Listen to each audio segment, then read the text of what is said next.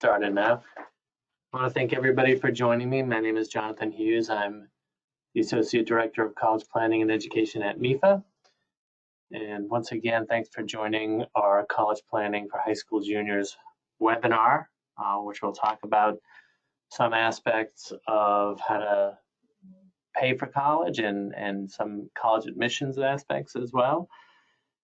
Before we get started, just want to let you know that this will run probably 45 minutes or so.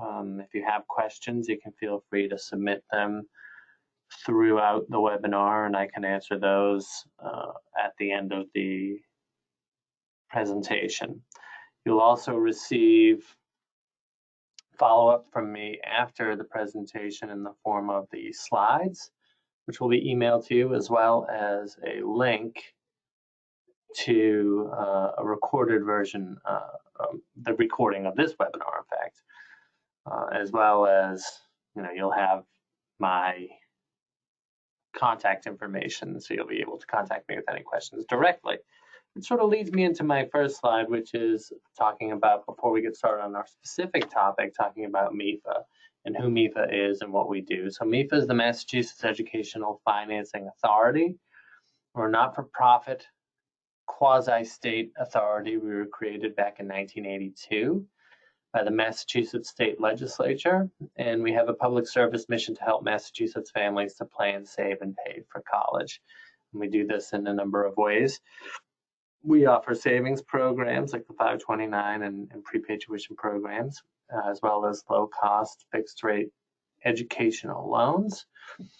And really a lot of expert guidance in the form of the tools on our website.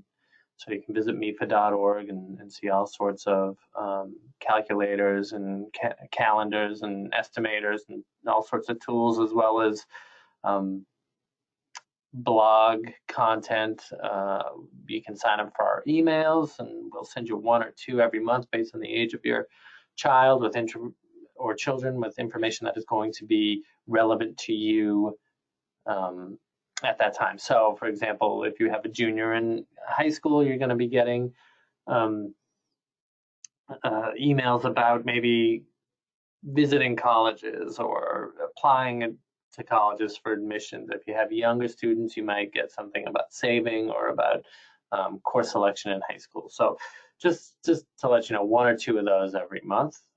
If you have any questions whatsoever, you can contact us at collegeplanning@mefa.org, and we have a team of college planning experts able to help you with any question that you may have regarding the college financing or admissions, or really any part of the college going process.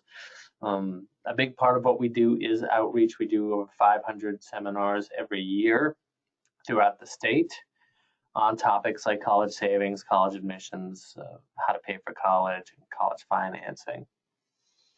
And you can follow us on social media, so Facebook, Twitter, LinkedIn. All of this is just to say, really, that however way it's convenient for you to reach out to us with any questions you might have, we want you to do that.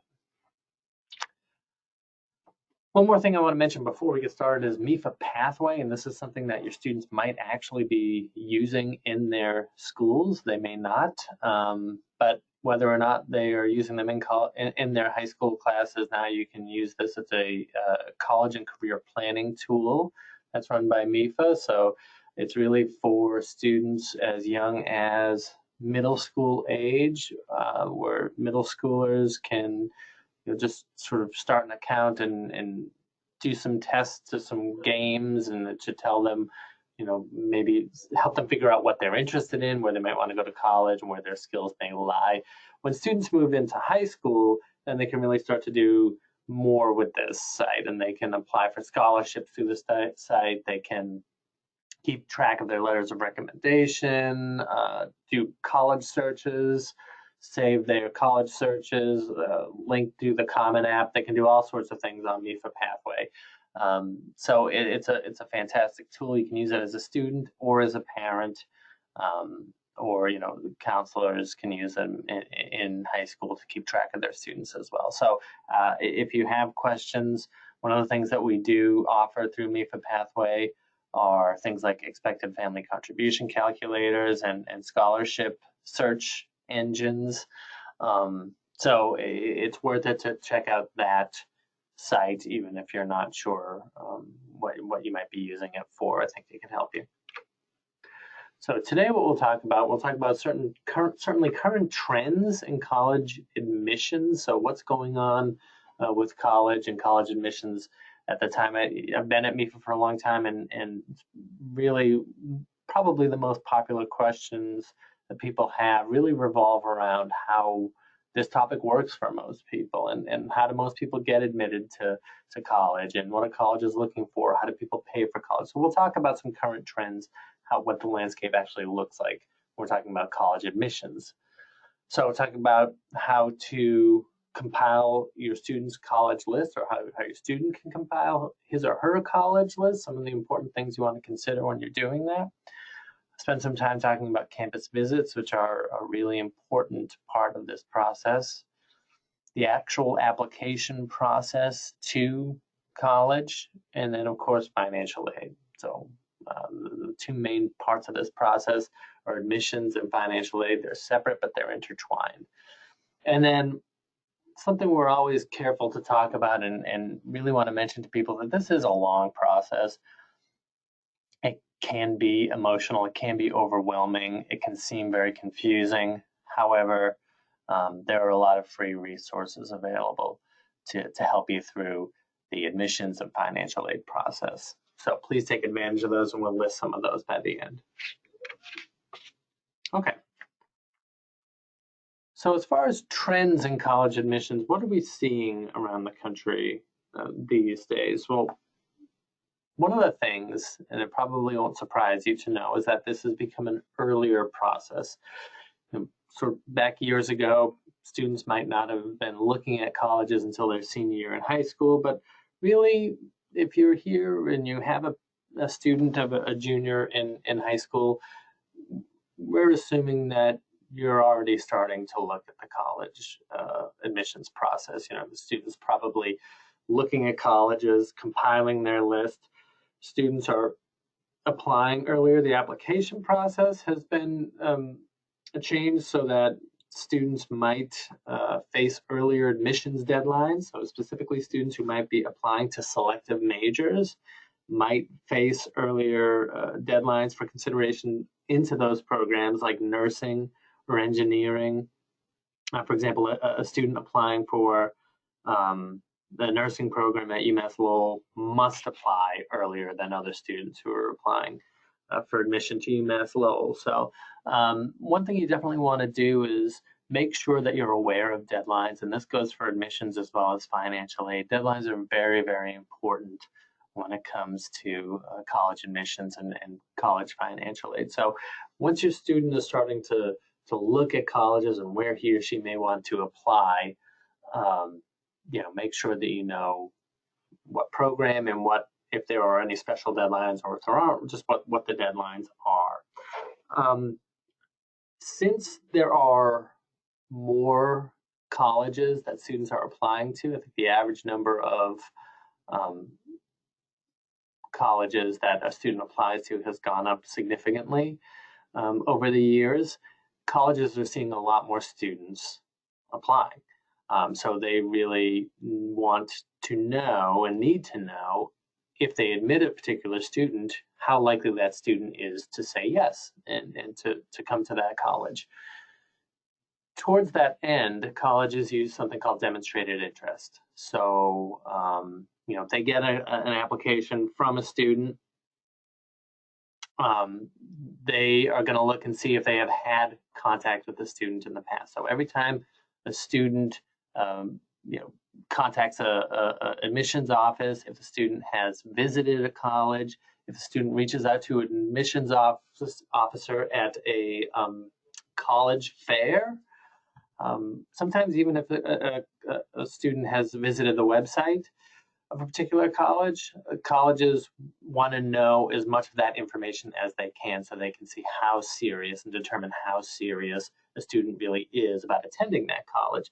So if a student is very interested in attending a particular college, make sure that if they're reaching out, or make sure that they do reach out, and make sure that if there is contact with that college, that it's something that a college will be able to track, and they will be able to do that in the most cases. So keep in contact with a student's top choice or top choices, because demonstrated interest is a factor in admission. So if they see that the student really wants to attend, it may impact the decision that a college would have. It used to be, since there are so many more students attending colleges, and colleges do see a lot more applications, that public institutions, public colleges and universities used to be seen as somewhat less competitive, but that's really not the case anymore.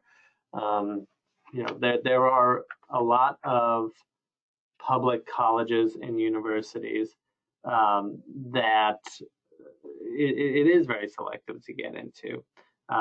So that's something that you should know of. And then lastly, the rise of social media. And social media, of course, has changed so much. And of course, it would impact the college admissions officer process as well. So what this means, 97% of schools use social media in their online recruitment efforts, according to the National Association for College Admissions Counseling. Schools may not check Facebook, Twitter accounts for every applicant that they receive, but a student's social media presence, as well as how he or she may present themselves over the phone, through email, and in person, could be considered as part of the application. In fact, a Kaplan poll reported that 29% of admissions officers check social media posts of applicants. A much smaller percentage check them regularly, but a lot of admissions officers do check student social media posts. So, of course, we want to keep all social media posts responsible, and you don't want anything that is going to embarrass your student or embarrass the college if they admit that student. It's a good idea to have students Google themselves to see what's out there representing them publicly. We actually have a blog speaking to colleges using social media when assessing students for admission. It's called How a Social Media Profile Affects College Admissions. And, just want to be aware that what you put out there in social media is available for the world to see, and students may be judged upon that. Another thing is more and more international students are coming to college in the U.S., which makes admission to college more competitive. According to a survey from Inside Higher Ed, 6 out of 10 admissions directors say that international students are a key part of their admissions strategy. Now, one other point that it doesn't say here, but I want to make sure that we talk about it, is the role of students and parents. So it's natural, of course, that parents are going to be really, really involved in the students' admissions process. And I know with the way I was when I was a kid, my parents made me do everything that I had to do. I was not particularly motivated. But I will say that, and this is something I've heard, and I think it's really, really good advice, colleges want to see students, especially during the admissions process. Financial aid is a different matter, but for admissions, colleges really want to see that this is a student-driven process, and that the student really has the wherewithal and the desire to advocate for him or herself. So bear that in mind. Rather than having the parents contact the financial aid office, the admissions office with questions, have the student contact, have the student email, have the student call, have the student stop by. It not only is working towards demonstrated interest, but it also reflects well upon the student. Okay. Organization is going to be key in this process. As I said, it can be a long process, right? So you're going to start compiling college lists shortly. taking SATs or ACTs shortly, and this is all going to end next year when you put your deposit down at a particular college. So you're looking at over a year. So staying organized is the key here. MEFA has a college application manager. This is an actual PDF that you can print off if you like things to print and put off and put on the fridge. Or you can do this electronically, however you do it. These are some of the important things that you want to keep track of as you go through. So you have your list of colleges, see here, school name, admissions deadline. So what is the date that they need this, the admissions, the letters of recommendation, the whole package. Are you sending SATs and ACTs to this school, or you're not sending either? In this example here, a student is sending SATs, and we'll talk about that in a moment. Required financial aid. So every college that you are applying to, if you want financial aid, will have to receive this first form called a FAFSA, and it stands for Free Application for Federal Student Aid. So that's going everywhere if you want financial aid. In addition to this, some other colleges will have additional financial aid forms.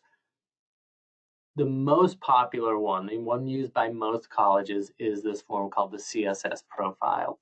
This is used by colleges that don't rely on the federal formula to grant financial aid or to determine financial aid eligibility. They want to use their own formula, and they want their own information that they look at. They oftentimes want more information than the FAFSA asks.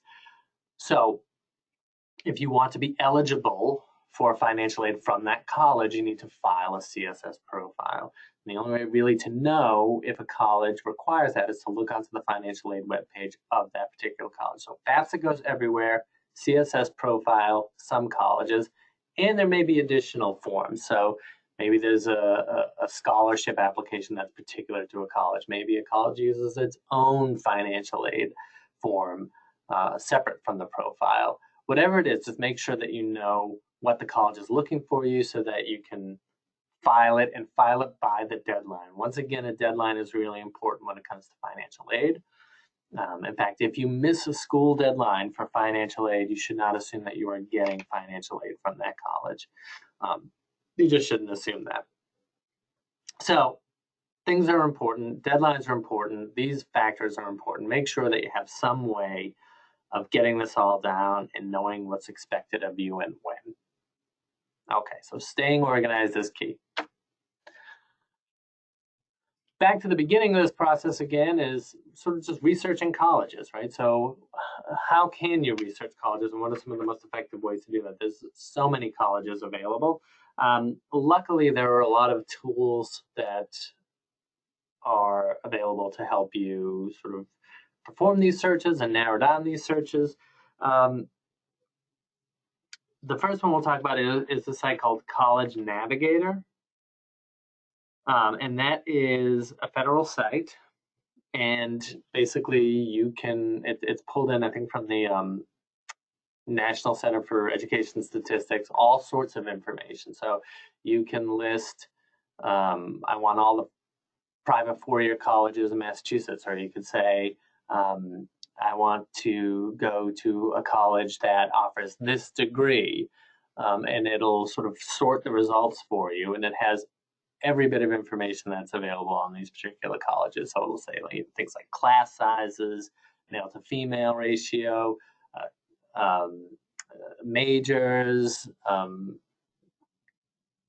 just sort of the type of setting of the college, any type of information that you can think of. So it's a really good place to get all this information. College Scorecard is another federal site, and that is a site that's really meant to empower the customer, the parent as a consumer, right? So this shot of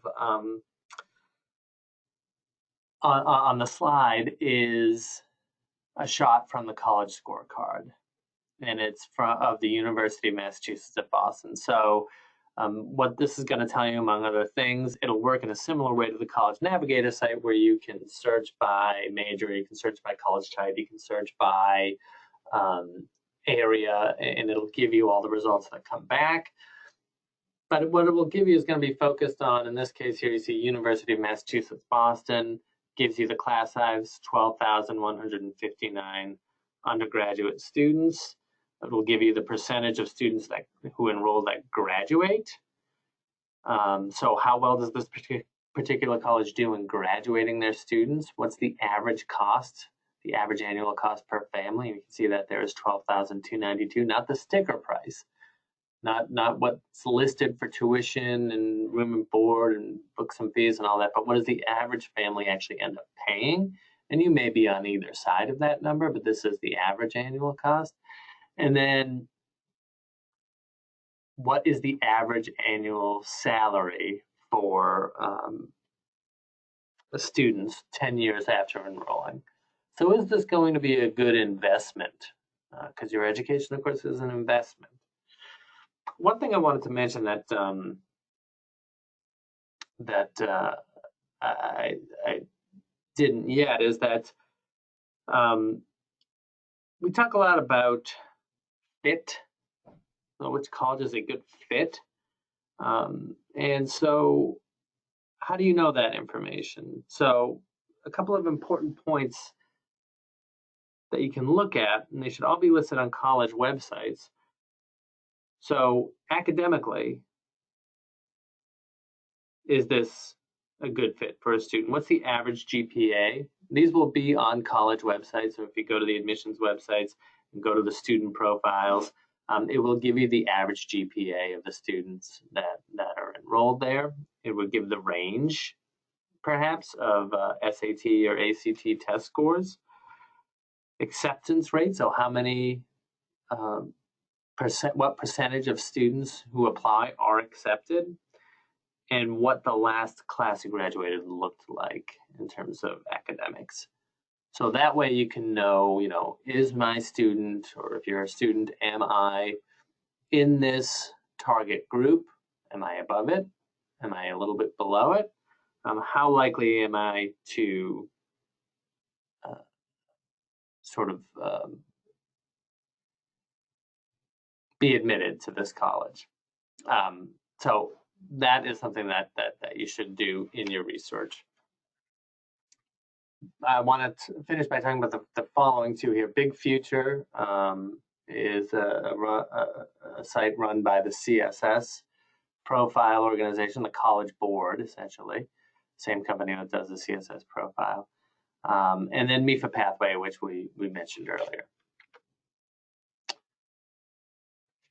So other factors to consider, as well as academic fit, which we just talked about, are institution size and location, and this matters a lot. So if you're just moving through high school, you're probably not thinking a lot about whether you like a large college or a small college. But it is important, and it's one of the things that you can sort of gauge when you do your college visits.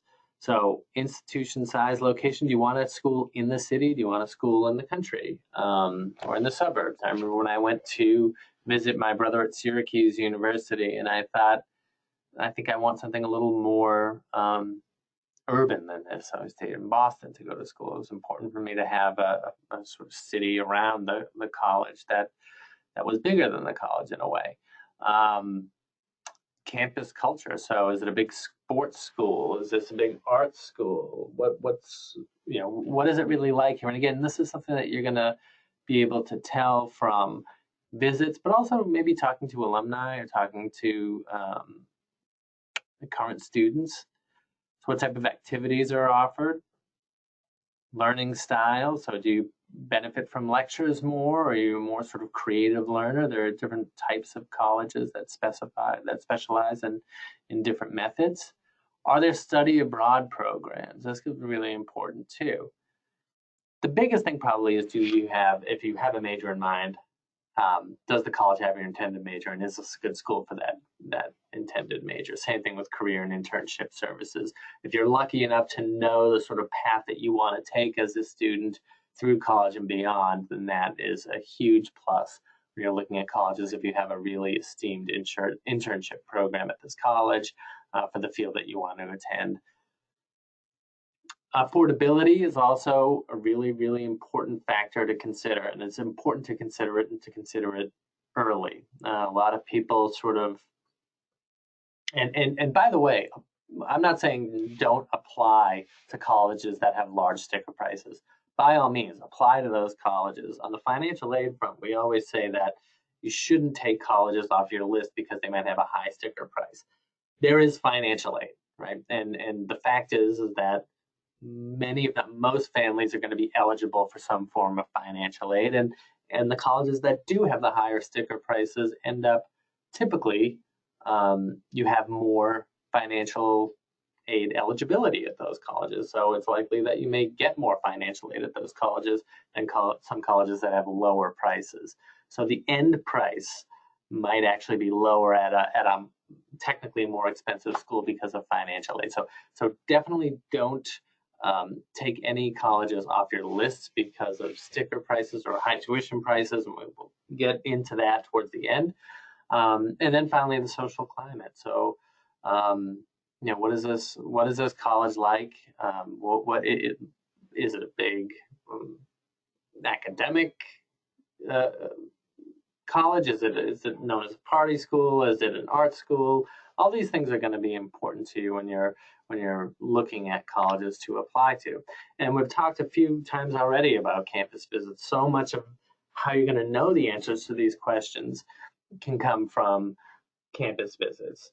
So there are two types of campus visits. There are informal visits and formal visits. So each of them have their sort of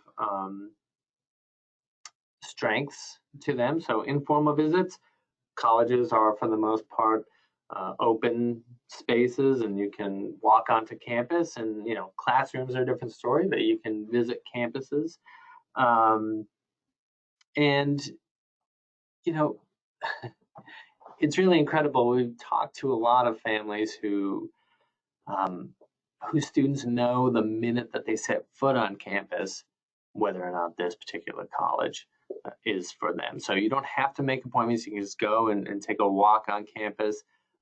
You'll get a sense of the size of campuses really quickly, and the culture as well. You can schedule formal visits. You can sort of go to the admissions section of the website. They'll typically have a calendar of events and information on how to register for formal campus visits. So the thing that's nice about formal visits is not only does it demonstrate interest, so that's something that an admissions office can sort of see and know that there was contact with the student and they must be interested in attending here if they took the time to book a formal visit. But you learn a lot, right? You have a guide who's going to come and take you and through the entire college and answer any questions that you may have and really show you all the facilities available to students. And if you were a student, what you'd be working with and where you might be living and all the different activities that are around. You could even there are programs where you could stay overnight with a student host if you wanted to do that, which is also a great thing to do to see how campus life really works. You can just talk to other students as well during your informal visits, and just sort of see how you feel about it.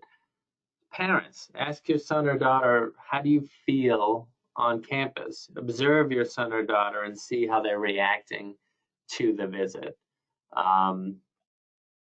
After a formal visit, you can maybe stick around, visit the student union, walk around, take a look at the bulletin boards when on campus to get a sense of the typical events at the school. That's a good thing to do. Most colleges still have newspapers, so pick up a copy of the school newspaper, read the student articles, see what's happening. This can be a really fun time for parents and students too. I remember talking with somebody who works at MEFA, and he said that one of his best times with his daughter that he had is when they went on trips and looked at colleges. It was just some alone time, which, can be hard to come by at this stage of your kid's life, is sort of quality time with your kids. Now, if your student is applying to colleges that are across the country or require a plane ride there, you might not be able to get to those places for a visit. And I understand that. And one of the good things about living where, in Massachusetts or in the New England area, there's lots of different colleges. There's lots of different types of colleges and lots of different settings here. So one thing you could do is visit a similar type school nearby.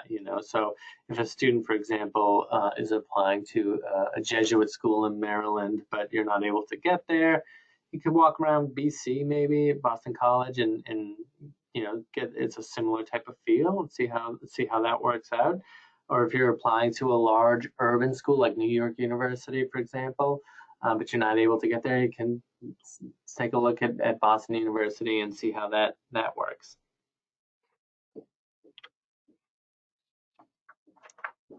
Another really important way to sort of see if colleges might be for you are college fairs. So college fairs are fairs where representatives from different colleges show up and bring materials, and they all sort of exhibit their admissions materials. These can be really large, like the ones we linked to at the bottom here, which are NACAC.net.org. The site is nacacnet.org and neacac.org. So that's the National Association for College Admissions Counselors and the New England Association of College Admissions Counselors. They have big college fairs. A really big one, the NACAC one, is coming to Boston at the end of April, and there are, I think, hundreds, if not 1,000, schools that exhibit there. Oftentimes, they'll be smaller, and there'll be regional schools sometimes that come to your student's high school and might set up in the gym for a while. The students can maybe go and go collect information from the counselors there, ask them questions. If there is a college that a student wants to attend and they are talking to an admissions officer there, make sure they get that information from the admissions officer so that they can reach out to him or her later with questions or to thank them for their time. This demonstrates interest in that college, and it again reflects well upon the student. And sometimes that admissions officer might be the one reading applications. They may remember your student. If you're going to one of these large college fairs, it can be really overwhelming. So have a plan of attack before you arrive. The info booth should have a listing of all the colleges there. You can visit the colleges that you're interested in first, so you get those done with. And then before you get too exhausted or overwhelmed, you've got those under your belt, you can go around and peruse the different colleges and see if there are any that interest you that maybe you hadn't thought of before. If it's a big enough fair, there might be a floor plan of all the different colleges, so it might be good to organize how you want to visit that right away. And there might be some special information sessions. I know, for example, that MEFA's done financial aid sessions at some of the larger college fairs. So if there are topics that interest you, make sure that you attend those information sessions or be on the lookout for them in case there's ones that will interest you that you don't know about yet.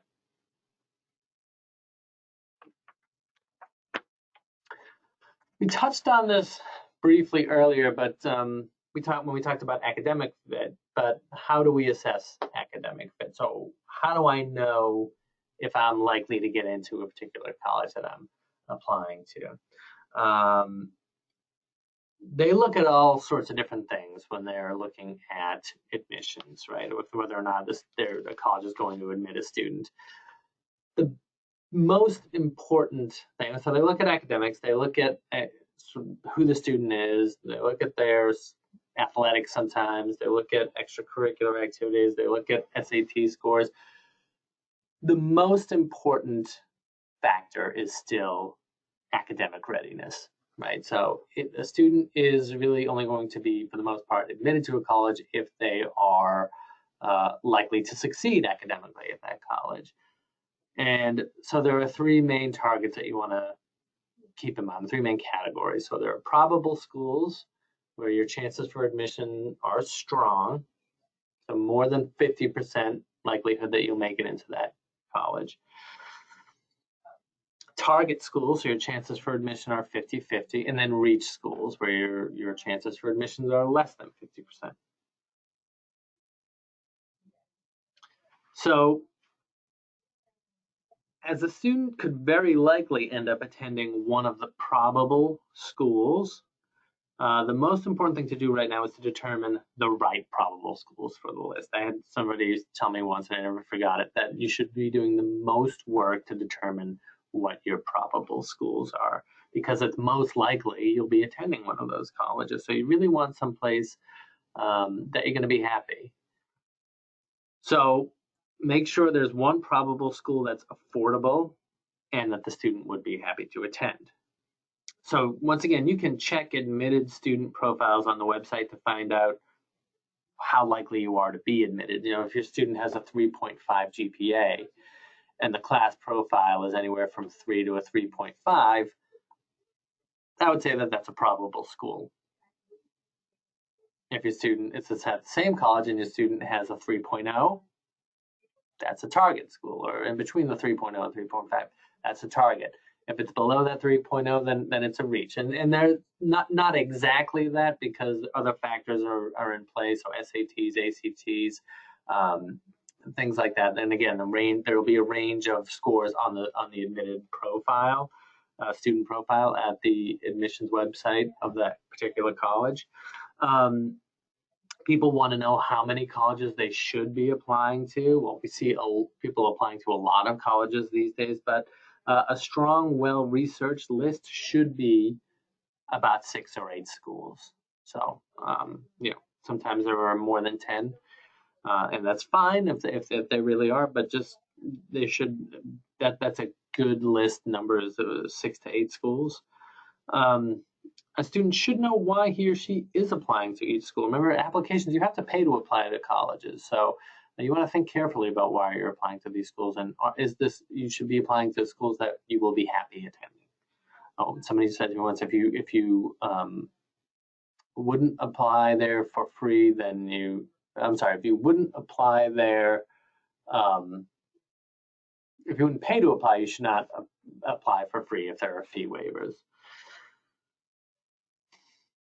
Colleges don't know where students have applied other than their colleges. They used to be able to see that information. They are not able to see that information. They really don't know where else students have applied. All they see is what's in front of them.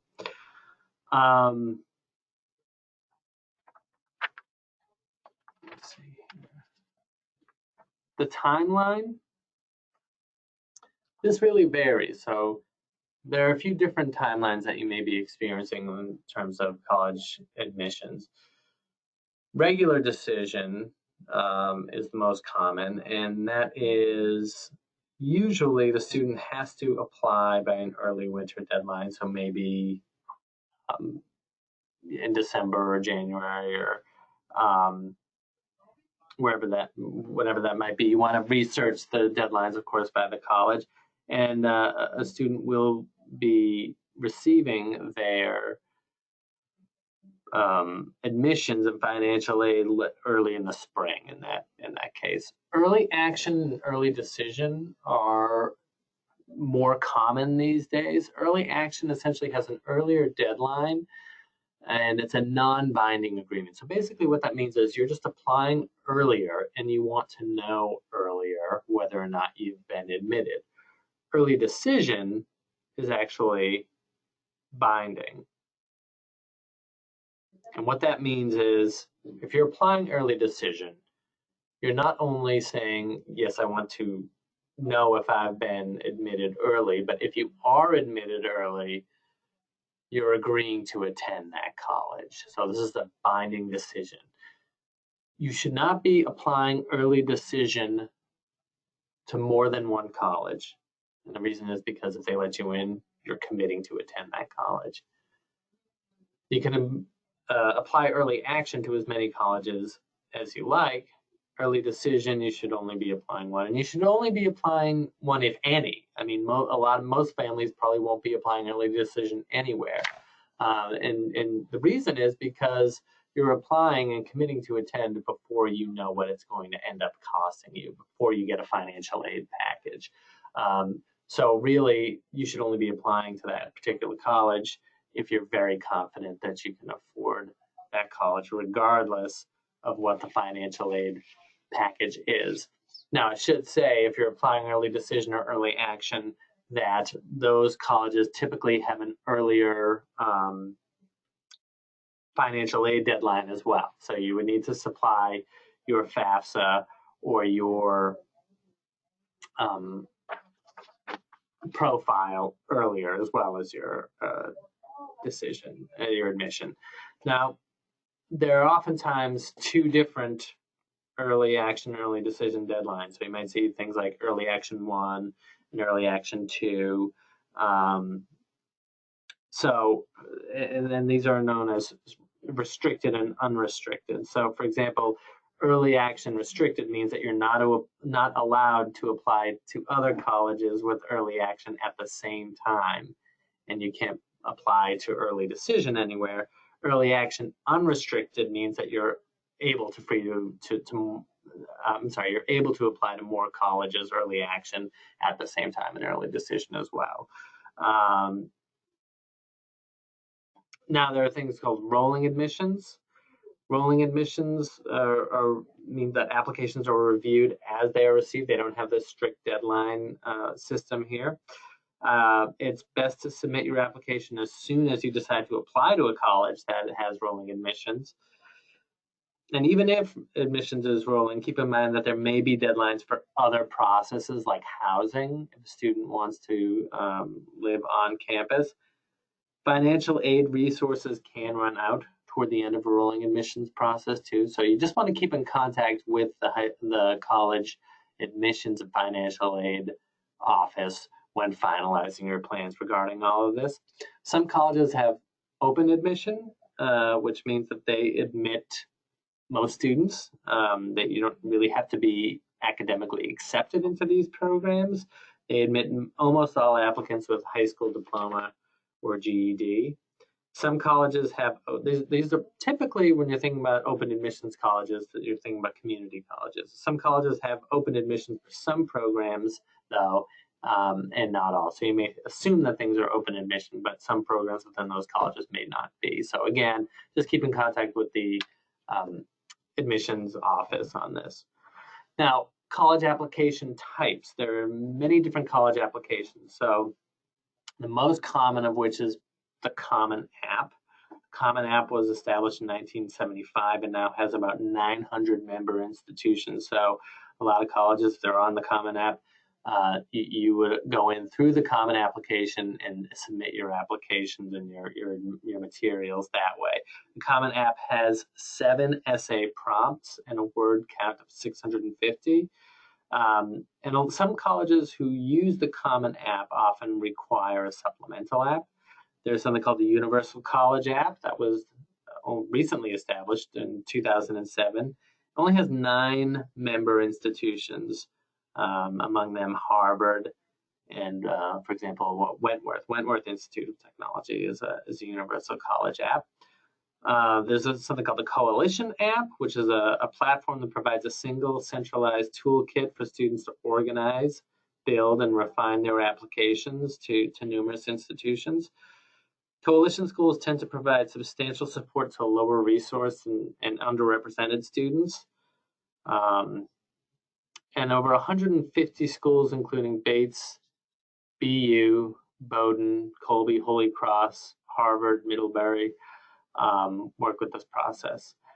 The components required within each application, so there's different things that you may have to include with that. So there are some colleges that have their own website online application, and some that have their own paper application. So your application can include the application form, your high school transcripts, of course, will be there, your standardized test scores, your SAT or ACTs, letters of recommendation, which you should have 2 letters of recommendation at least, your activity list. Some colleges want a resume and a personal essay. Remember, they want to know who you are as a student, aside, or as a person really, aside from your academics and whatever you do for extracurricular activities or athletics or whatever it may be.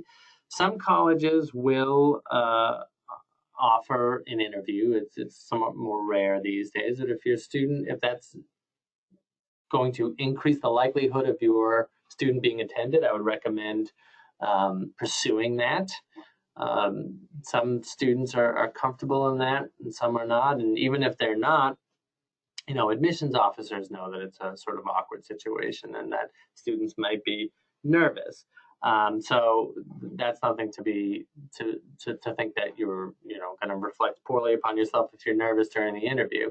But your student, or your student knows him or herself. If they think that an interview is going to help them, I would say to pursue that. If it's a performing arts type of school, you'll need an audition, or if it's an art school, you might need to submit a portfolio of artwork.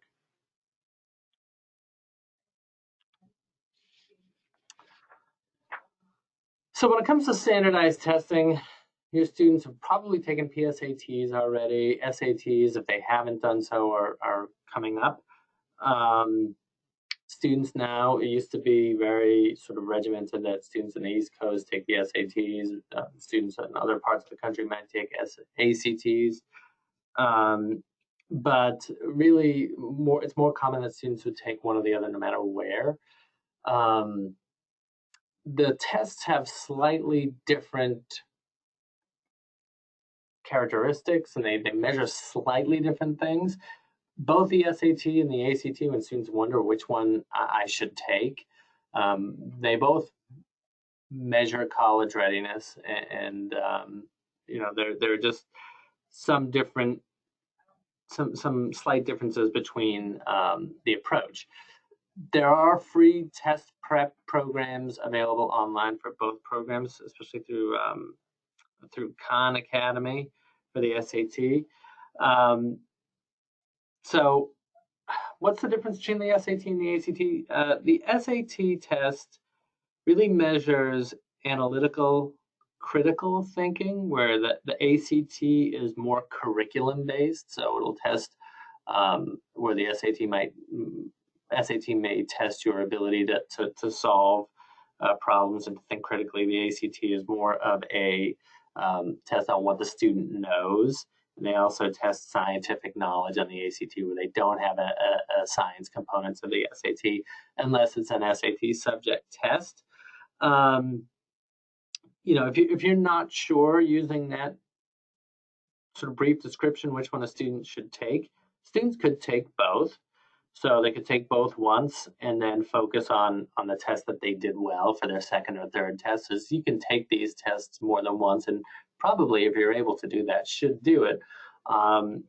Studies shows that if you take the SAT, for example, 2 or 3 times, your test scores should improve. So you can submit sometimes, your top 2 scores. So depending on the college will either want the SAT or the ACT from you. Some colleges are test optional, so they're not looking for you to submit your test scores. If you're applying to a test optional school and you're not submitting your test scores, it's fine, but just know that more emphasis then is going to be placed on the GPA and the other academic sort of benchmarks that would normally be taken up by the tests. The SAT is done by sections where you have math and you have verbal, and the ACT has those sections along with science. There are some colleges that you can send they only want to see your top score. There are some that you can send your top 2. There are some that you can take your top verbal score from one SAT and your top math score if it's from a different SAT, and submit those scores. It really depends upon the college. So this is something that you want to look into on the admissions webpage, or talk to an admissions officer or counselor at the particular college, or your high school guidance counselor as well. It can help you out with these questions. There are SAT subject tests that you can sort of burnish your application with. Those are offered 6 times per year. So there's October, November, December, January, May, and June. So May and June are going to be the next ones. Over 1,000 four-year schools do not require the SAT or ACT, but you can submit them if they're going to burnish your application. And even though a school might not require it, you might be required to submit it to be considered for merit scholarships.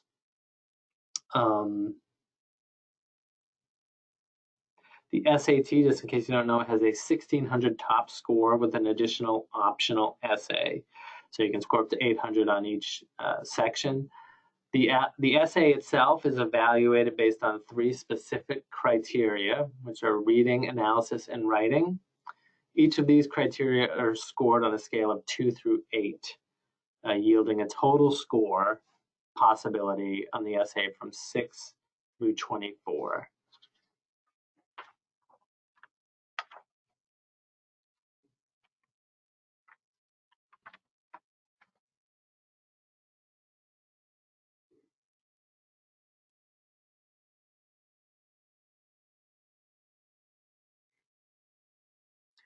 There are also AP exams to take. If a student is enrolled in AP classes through high school, they can take the AP exam and should in that subject, and can score anywhere from, I believe, a 3 to a 5 on that test. And that can be not only used to enhance an application, but can be taken towards college credits once enrolled. Okay, so letters of recommendation. Colleges don't want to receive more than 3 letters of recommendation. Even if a student has 100 strong letters of recommendation, they only send in the number of letters required, not more. It's not going to help you to submit more. Ask teachers in May of your junior year. So if you're a junior, think about the students and then the teachers that you want to ask to write a recommendation, so they can sort of have the summer to work on it. It's helpful to seek out teachers that taught you in core subjects, so math, English, history, not club advisors, and especially if you have honors or AP courses, ask those teachers to write your letters of recommendation. Seek out teachers who know you well and can write a really detailed and personal letter of recommendation. Better to ask junior year teachers, as they've just had you for the entire year, so you're sort of fresh in their mind. Also think about teachers who write well and are likely to get you your recommendation on time. Remember that the most popular teachers are probably very busy, so if you want to ask them early, that's a good idea. Write thank you notes to those teachers after the fact, and might be a good idea. Well, let's see. The Common App can set a limit of how many letters of recommendation a school will accept. So just make sure you pay attention to that as well. Okay, then once a student is admitted, well, once the admissions decisions come, there's a few possibilities. So the student can either be admitted, so they've been accepted to that college, or they may be admitted to begin at a later semester. So that happens sometimes, where you're not accepted for the fall, but will be admitted in the spring. The decision could be deferred, so the student is not accepted. If you applied early action or early decision, they can defer that decision until the regular applicant pool, which will be early on in the spring. So you can get admitted, deferred, denied, or waitlisted. So, unfortunately, waitlisting is becoming more and more common, and some schools have a very long wait list. If you are waitlisted at a college that you really want to attend, you have to actually accept a spot on the wait list. It's not that you just have been waitlisted automatically. They're letting you know that you can get on the wait list if you like. So accept off the wait list if you want to attend that school. If your continued grades are going to bolster your case to be admitted, which they should, make sure that the schools have that information. Keep in contact with those colleges. Keep up your demonstrated interest. One thing to consider is that if you are admitted off the wait list, you may not receive as much financial aid. And the reason for that is because they've already admitted their class and given their financial aid out. When they're looking at students to admit off the wait list, they might factor that in. So who is likely to come to the school off the wait list and who can afford to come to this school without financial aid, doesn't evidence financial need to attend to this college. If you're waitlisted, you still have to deposit by May 1st at a school. So if your number one choice has waitlisted you, you want to make a deposit at another school to secure your spot. And that can be tough because deposits are typically non-refundable, but you don't want to miss out on a spot. So it's a difficult maybe decision that you'll have to make, but you do want to accept a spot at a particular college.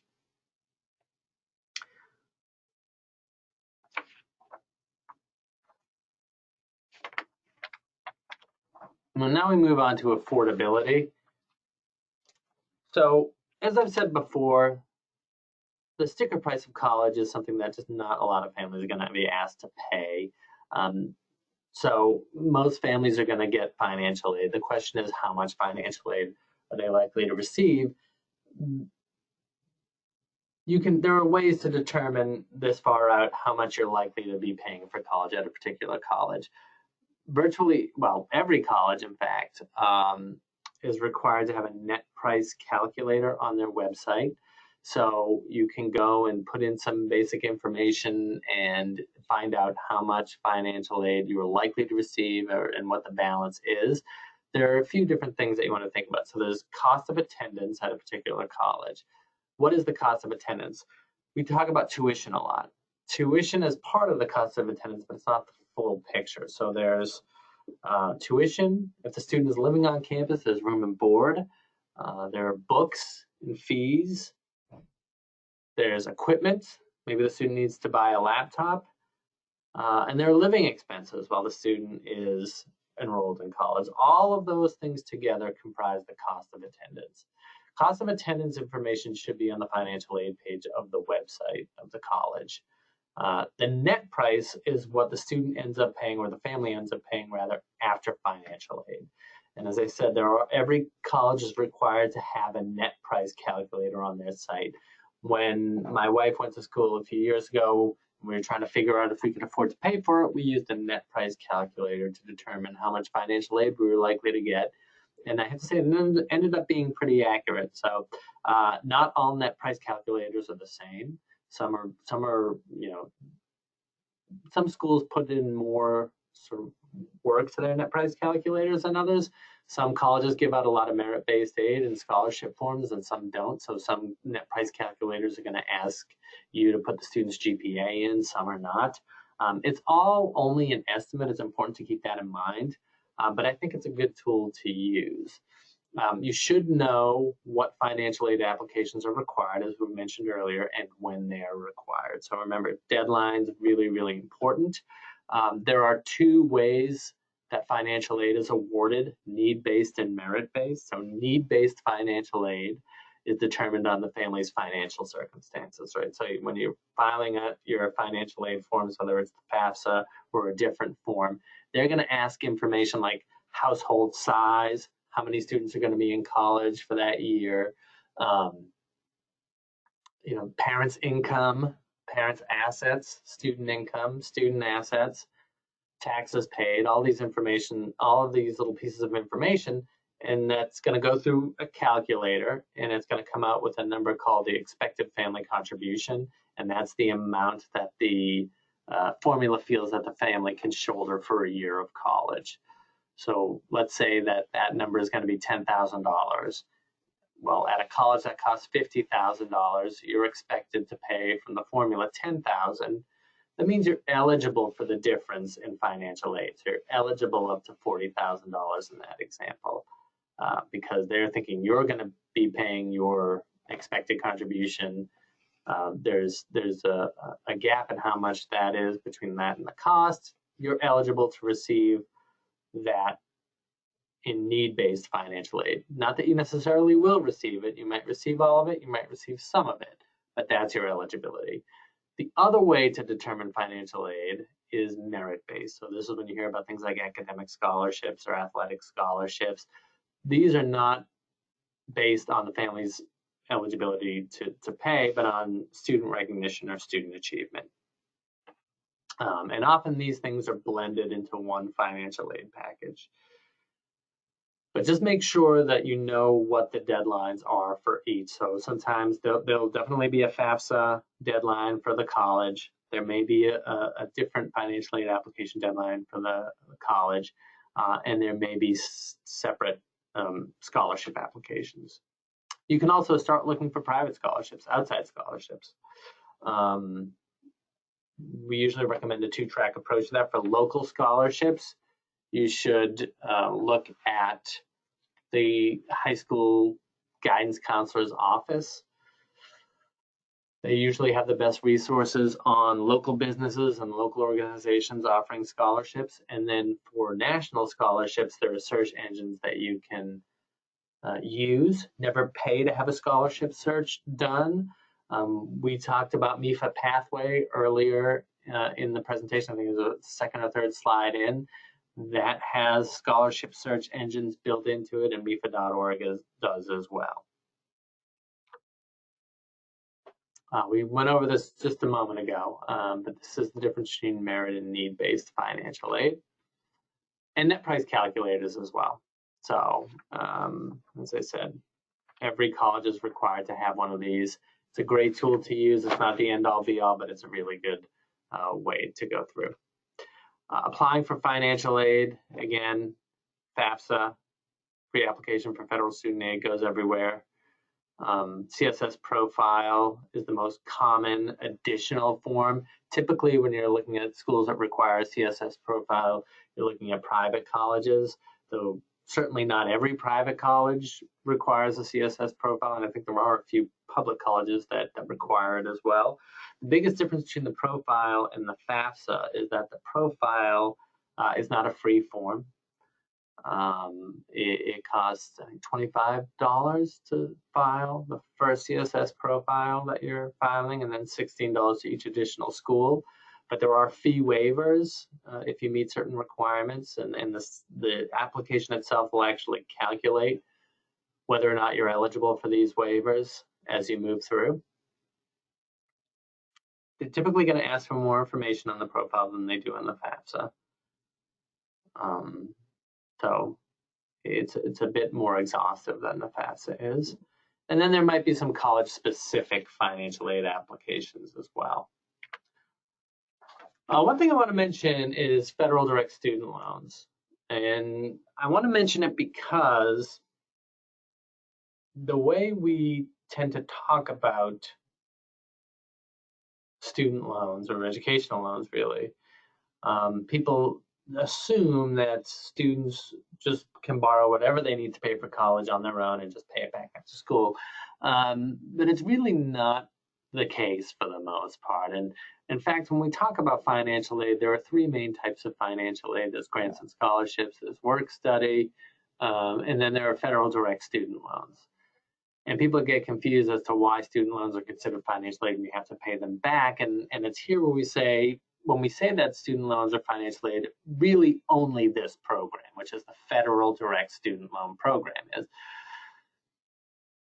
the student becomes eligible for this money by filing their FAFSA, their free application for federal student aid. The student is the sole borrower on the loan, and there's no credit check to be approved. So that's one reason right there. In fact, this is part of the reason why maybe the only thing that MEFA says everyone should do is that if you are applying, if you're going to be borrowing anything at all to get through 4 years of college, you should start by taking these federal student loans first. So part of the reason is because they're not based on a credit check, so the student is the sole borrower. The interest rates are fixed and they're low for educational loans, so the rate is 4.529% for the upcoming year. It's a fixed rate. Based on the student's financial need, students don't start to repay these until after they're out of college. Based on financial need, a portion of these loans may be subsidized by the government while the student is in college, meaning that the government is paying the interest while the student is in school. Although a portion of it will always be unsubsidized, meaning interest is accruing. Now, there are loan limits associated with this. So freshmen are only eligible to borrow $5,500, sophomore year $6,500, and then $7,500 for each of the last 2 years. That's a total of about $27,000. If a student takes all of their money that they're eligible to receive, they'll graduate with $27,000 or so worth of debt. At this interest rate, at the standard repayment term of 10 years, that's about a $300 a month monthly payment after the student has graduated. If that's too much, then there are ways that the student can lower that amount. And this is another one of those examples of why this loan is considered financial aid when others are not. So, private loans don't have this kind of flexibility. You can stretch out the repayment from 10 to 20, 25, sometimes 30 years, and make the payment as low as 10% of your discretionary income every month. There's a lot of flexibility. There are public service loan forgiveness options with this loan. If the student graduates and goes back to grad school, these loans can be put back into a deferment. There are hardship forbearances associated with this. So there's a lot of flexibility with these loans, which is just not the case with other types of loans, which is why we recommend that students be taking these loans first. But I think it's also important too, when I'm speaking to parents, for them to realize that these are really the only loans that students can get on their own. So any other loan, and this is part of a financial aid package. So if you're looking at a financial aid package that has some grants and has some scholarships, has student loans in it already, and you still have a balance after that to pay that you want to borrow for, anything that you borrow for in addition to these is going to have to be based on credit approval or credit and income approval, which means, most students are not eligible to borrow, to be credit approved without a co-applicant, which oftentimes means parents, although it doesn't necessarily mean that. It oftentimes does. So just know that the students are going to be solely responsible for this amount, in addition to whatever it is that, if you're on loans together, that you'll be borrowing if you are borrowing. You can look for private scholarships now. Once again, check with school counselors for local scholarships that are offered through local businesses or local organizations. These are some of I mentioned before, never pay to have a scholarship search done. These are some of the scholarship search engines down at the bottom here that we feel comfortable steering families towards. MEFA Pathway lists a bunch of them. College Board, fastweb.com is a scholarship search engine, scholarshipsearch.com. And then we're always posting different scholarships. So scholarship organizations or companies are always getting in touch with us, asking us to publicize their scholarships on which so if you follow us on Facebook or on Twitter, we're posting about those a lot. One other thing before I go is for paying for college in Massachusetts, there's a few different pathways that you can use if you wanted to really minimize your debt, especially if you go through the public route. There's the Mass Transfer Program, which sort of makes transfers from community colleges, and community colleges are by far, of course, the least expensive colleges. You can go to a 2-year college, community college, and earn your associate's degree through the mass transfer program, if you do that, you have a guaranteed credit transfer over to a 4-year public college or university in Massachusetts. There is the Commonwealth Commitment Program, which is a part of this mass transfer program. That sort of is, if you begin at one of the Massachusetts community colleges, you have to complete your associate's degree within 2.5 years.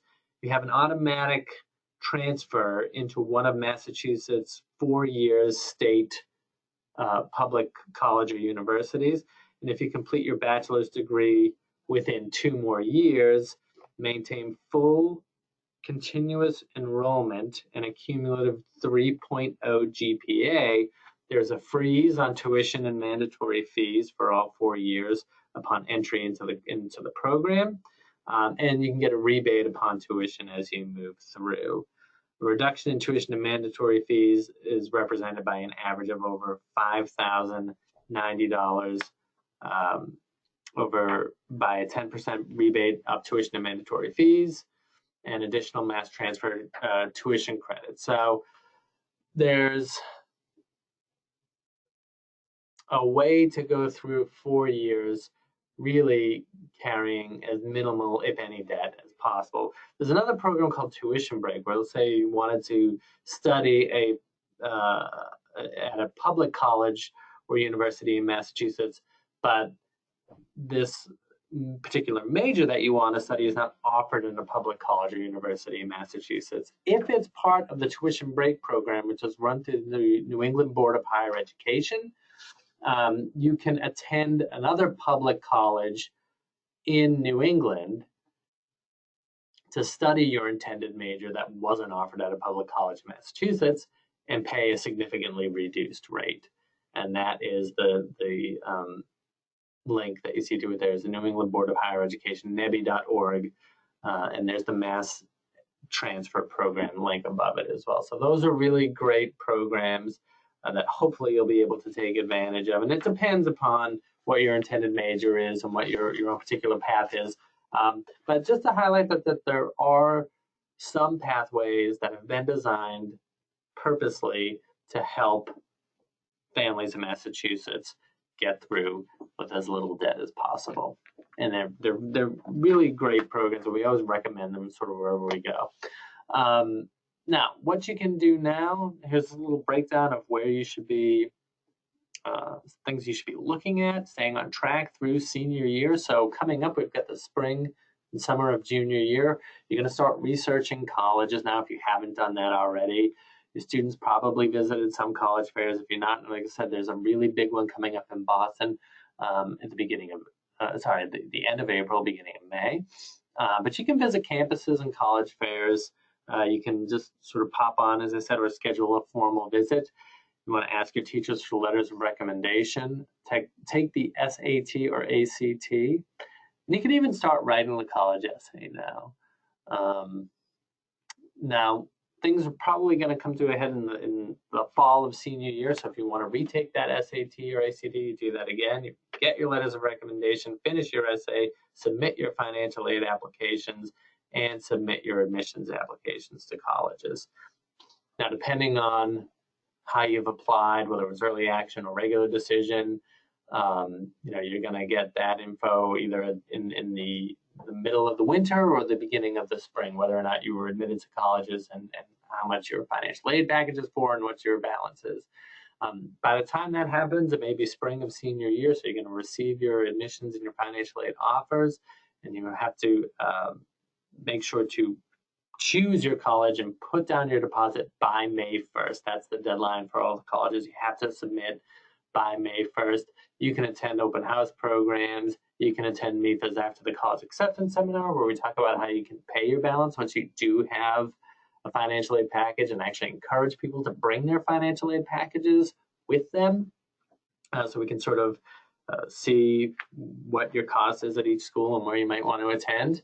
But really, this process is going to come to an end when you deposit you make your deposit by May 1st.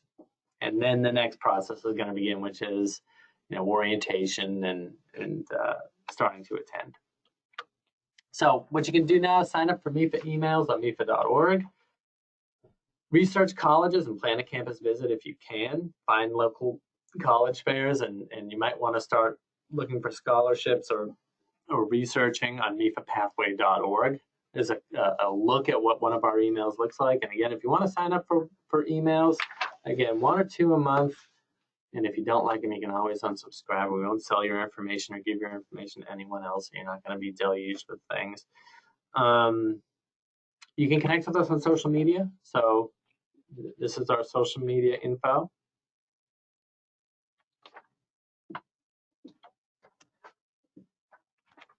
And if you have any questions, I'll be happy to answer those. Again, you're going to get a recording of this webinar along with the slides shortly. But I want to thank you for joining. And it looks like some of us we do have some questions. It's great. Okay. So somebody says, the net price calculator for a school indicated that the expected contribution would be more than 2 times the full tuition. Is it even worth applying for financial aid? Okay, so that's a good question. So if your expected contribution is scheduled to be, high enough so that you're really not eligible for a lot of need-based financial aid, should you still complete the application?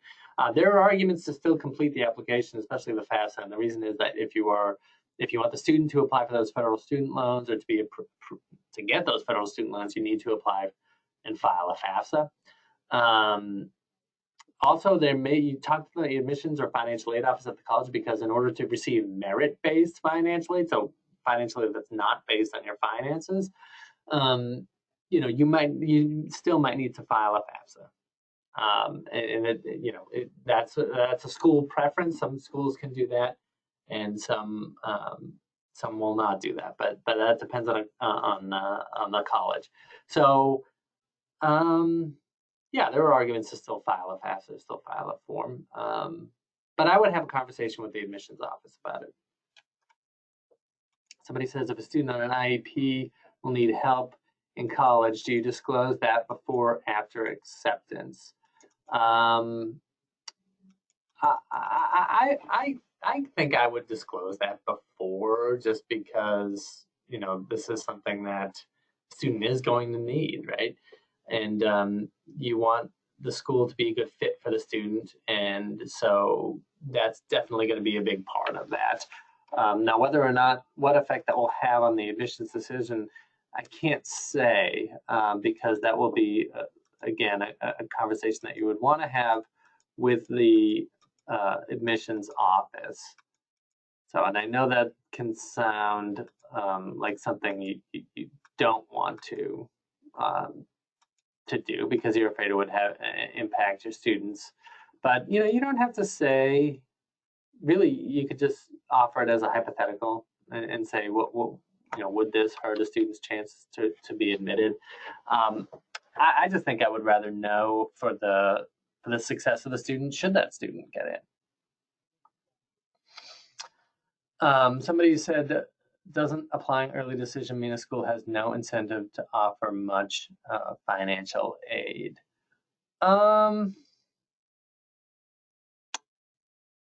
Yeah, I don't know how to answer that question, because I don't know what the data says on how much financial aid is granted to early decisions otherwise versus regular decision students.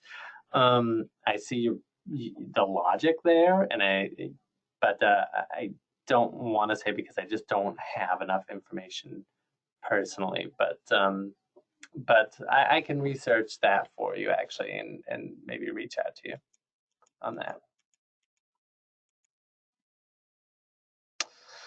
Somebody said, you said that colleges don't know about the other schools the student has applied to. If you apply to financial aid and submit the FAFSA form, doesn't the school see all of the schools you listed on the FAFSA? No, they do not. And that's a great question, because it used to be that colleges did see all those colleges that you filed on the FAFSA. But they made a change, and no, they don't see that information anymore. Will a student know their financial aid package if they apply early action? No, not necessarily until, I mean, they'll have to submit financial aid paperwork early, but no, they won't find out until after they've been admitted what their financial aid eligibility is, whether it's early action or early decision.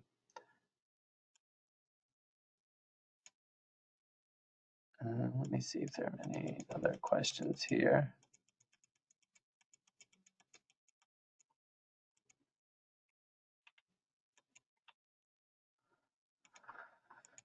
There's one other question that's related to one that was already been asked, so I think I'll take that one offline. But thank you so much for your attention and your questions.